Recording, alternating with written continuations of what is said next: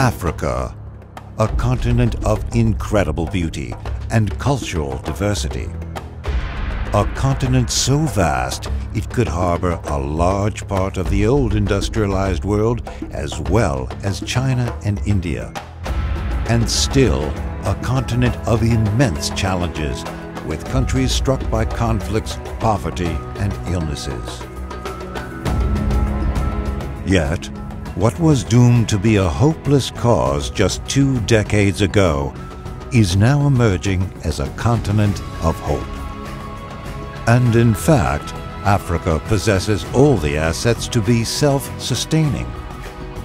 It is rich in sought-out natural resources like oil, metals and minerals, and it holds approximately 45% of the world's agricultural reserve, with 202 million hectares of arable land still uncultivated. Its potential merely remains unexploited due to extensive mismanagement, infrastructural problems, and a lack of education. But despite all difficulties, Africa is prospering. With one of the world's highest growth rates in GDP, a constantly increasing life expectancy, and huge infrastructural projects profoundly transforming the social and economical landscape, the resulting demographic outlook is even more impressive. By 2030, Africa's population will surpass India and China, and it will double by 2050. 1/4 of the global working population will then be African. And another 50 years ahead, half of the entire global youth will derive from the Black Continent. Driven by these trends, Africa's middle class has tripled over the last 30 years. And it is now the fastest growing in the world,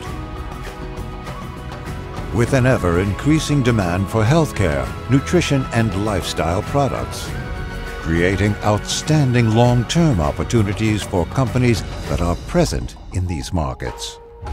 In fact, a huge interest from international investors has already left a deep footprint on the continent, with China being the biggest and most active player investing in numerous companies, but also in infrastructure and farmland.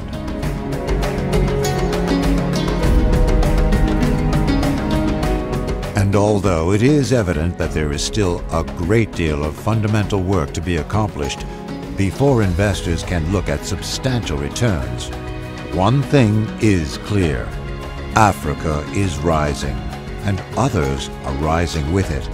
What are we going to do about it? It is time to take a closer look at Africa.